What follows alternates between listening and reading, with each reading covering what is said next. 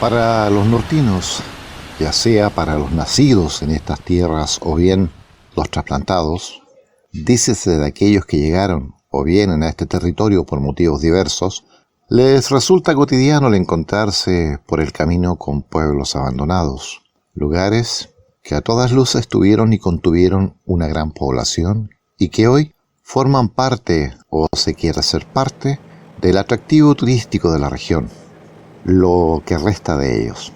Pues bien, este es el caso de Gatico, distante a unos 135 kilómetros al norte de Antofagasta, la capital regional, y 51 kilómetros de Tocopilla.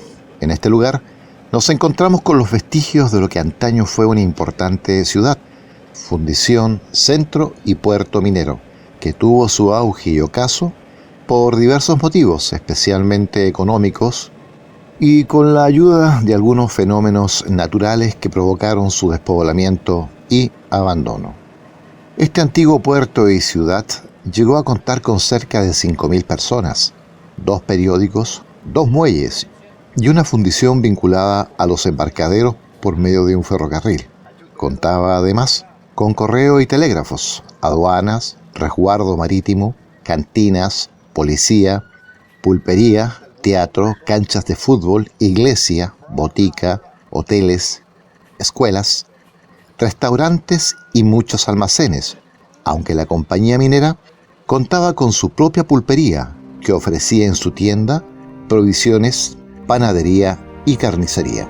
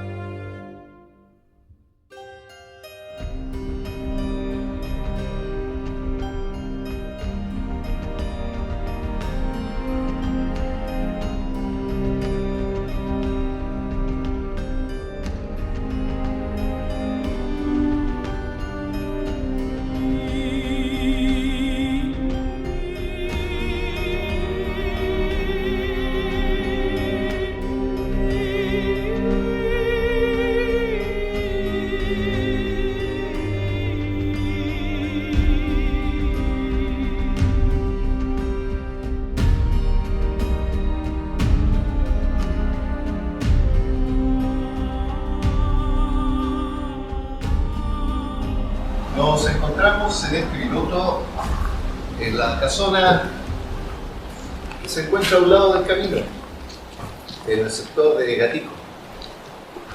Esta es la puerta de la administración. Esta es la puerta a la historia. Bienvenidos.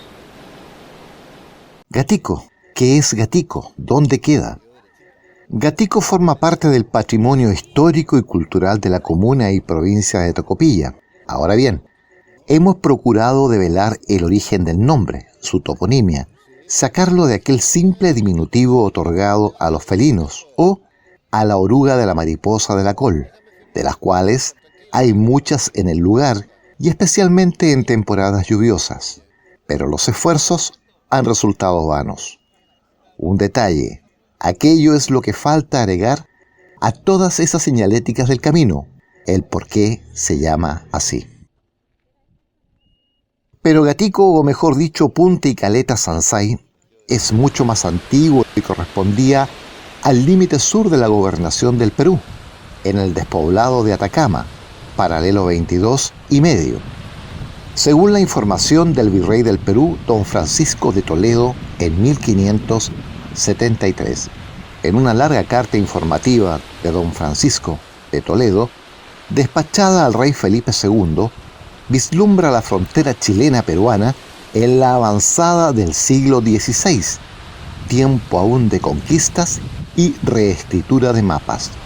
El meticuloso virrey peruano, de acuerdo a su misiva Relación de los indios de guerra que están en las fronteras de los indios cristianos de la gobernación del Reino del Perú, dice: la gobernación de los reinos del Perú tiene por límites la costa y mar del sur, a la parte del poniente, empezando desde el pueblo y cabo de Passau hasta Sansay, que es lo último del despoblado de Atacama, que divide los términos del Perú y Chile.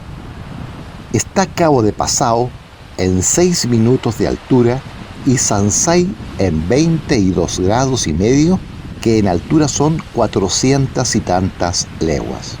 Pues bien, Gatico o Sansay formaba un asiento de antiquísima vida amerindia. Hubo allí, desde muy antiguo, una parcialidad de pescadores probables antecesores de los camanchacas históricos, antiguos habitantes que dejaron estampadas en petroglifos las crónicas de su vivir, una existencia paciente y llana, entregada a la actividad marinera y a la cacería de camélidos en los faldeos de la cordillera cercana. Lozano Machuca, factor de Potosí, denominó uros a estas partidas predatorias domiciliadas en y en torno al puerto de Atacama, actual Gatico.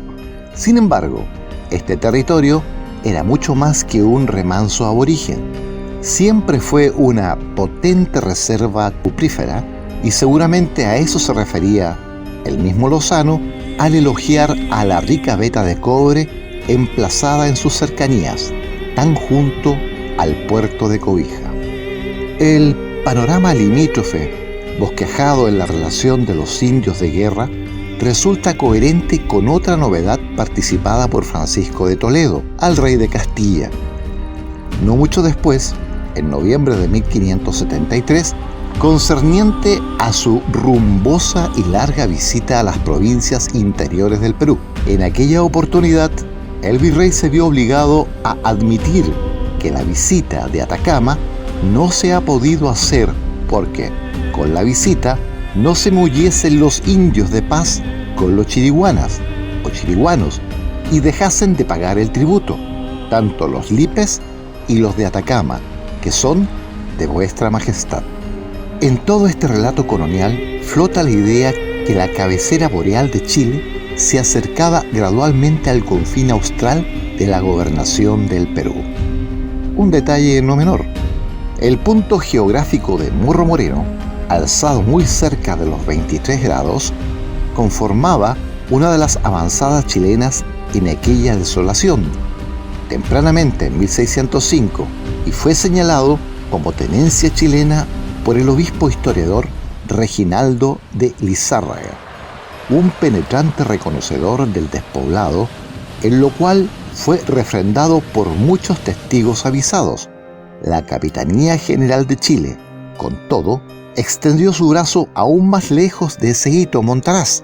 Para 1777, su departamento de Hacienda controlaba la percepción directa de las entradas fiscales dejadas por el tráfico naviero de los puertos más septentrionales de Mejillones y Cobija, según las coordenadas entregadas por la relación de 1573.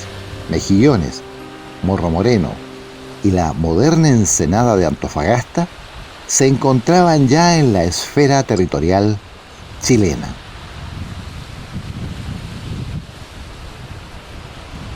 Los inicios contemporáneos de Gatico.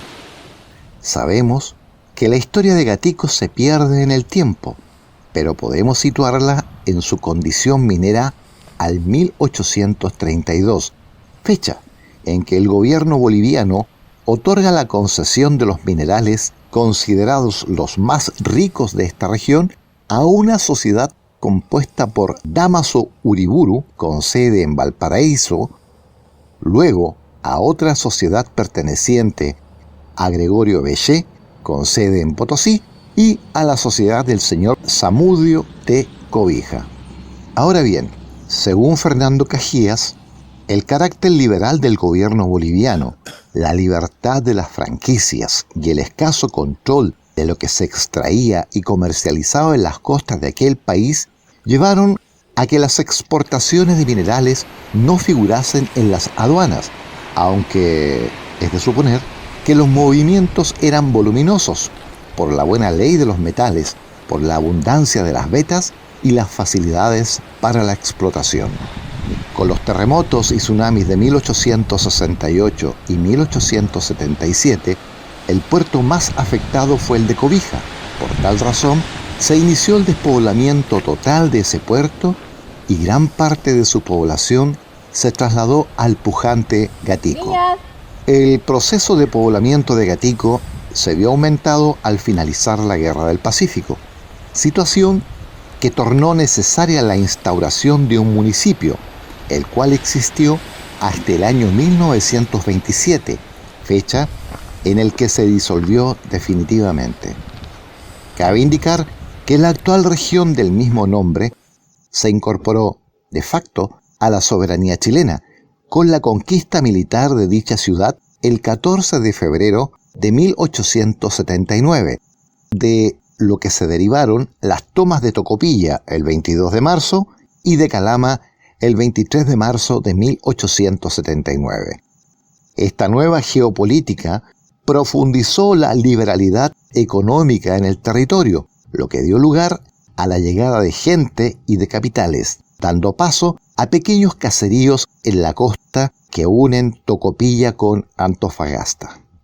De este modo, el pujante Gatico comenzó a poblarse con los antiguos residentes de Cobija, pero también con mineros provenientes del norte chico. Estos peones no llegaron en soledad, sino acompañados por sus grupos familiares. Este proceso de poblamiento, por efecto de las actividades mineras, llevó a que la ciudad se transformara en la cabecera de la comuna de Cobija, creada en 1894. La situación se formalizó en 1901 y significó el término definitivo del abandonado puerto de Cobija. Gatico logra su mayor auge en los inicios del siglo XX, cuando los ciudadanos españoles, miembros de la Sociedad Artola, se hicieron cargo de la explotación del conglomerado de minas del sector, siendo la mina Toldo la más importante. Desde entonces, el impulso de este puerto fue mayúsculo y veloz, llegando a poseer una población que bordeó las 5.000 personas. La impronta de los hermanos Artola se reflejaría en el nombre de la principal avenida que, según los antiguos habitantes, era la avenida más larga de Chile y fue llamada Avenida Artola, correspondiendo esta calle a la carretera que une Tocopilla con Antofagasta. Menuda idea. En este contexto de apogeo, se produjo el aluvión del 18 de mayo de 1912, que afectó particularmente a la población y que, en especial, perjudicó gravemente a la mina del lugar, dejando un saldo de 42 muertos, 23 desaparecidos y decenas de heridos. Nuevamente Gatico logró sobreponerse a la catástrofe. La demanda internacional del cobre así lo exigía. En ese contexto de casas y ranchos, de materiales muy precarios, la compañía minera construyó en 1914 una casa de administración que, con el paso del tiempo, se erigió como la principal atracción de Gatico. Aquella imponente construcción fue erigida sobre los roqueríos por el gerente, Tomás Pedart, administrador de la época. De inmediato se convirtió en el local de la élite costeña, lugar de negocios, banquetes y transacciones mineras. El 10 de noviembre de 1922 sobrevinieron un terremoto y un maremoto con epicentro en las provincias de Atacama y Coquimbo.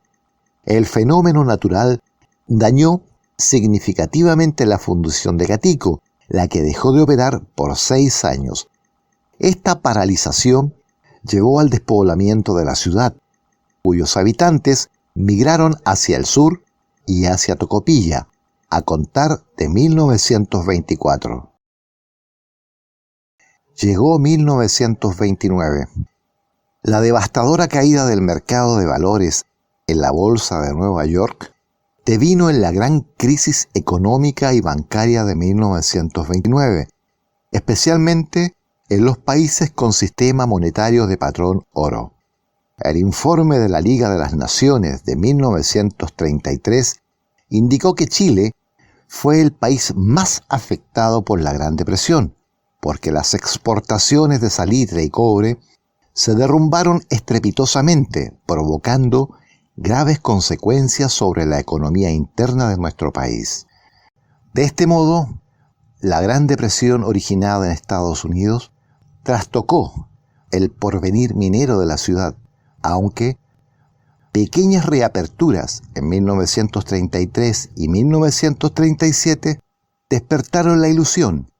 Gatico ya no era lo mismo, ya no había gente, ni ciudad, ni campamento. Hasta que llegó la lluvia.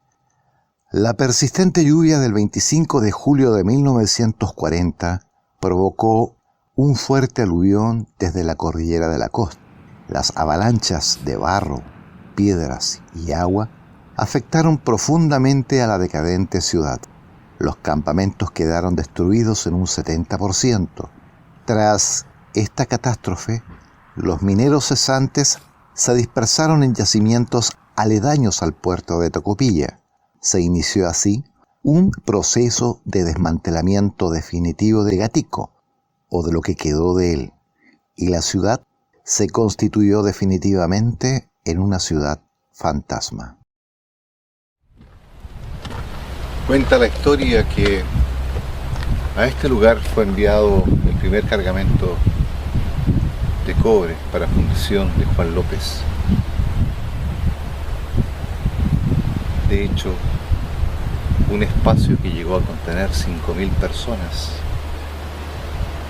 con teatros, periódicos y muchos servicios. Hoy, todo aquello que pudo ser reducido y vendido, se vendió. Y aquello que no tenía una utilidad económica, se ha destruido.